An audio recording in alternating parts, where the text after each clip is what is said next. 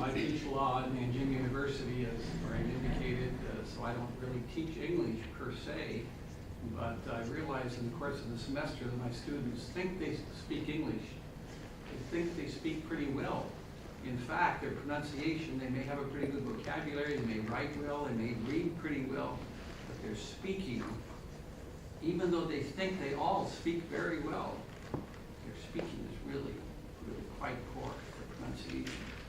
So even though I again teach law, I try, particularly when I come across a difficult multi-syllable word, to go on the board, slow down, go on the board, write that word on the board, have them help me spell the word on the board as I'm writing it out. And then I ask them, where are the syllables, where are the breaks in the syllables, and then I help them pronounce it. I slowly pronounce it, I have them pronounce it as a class, I point to one, for them to say it, them to say it, them to say it. We say it about 10 times, biography. And it's amazing how they break up the word until they finally get it down on the third or fourth time.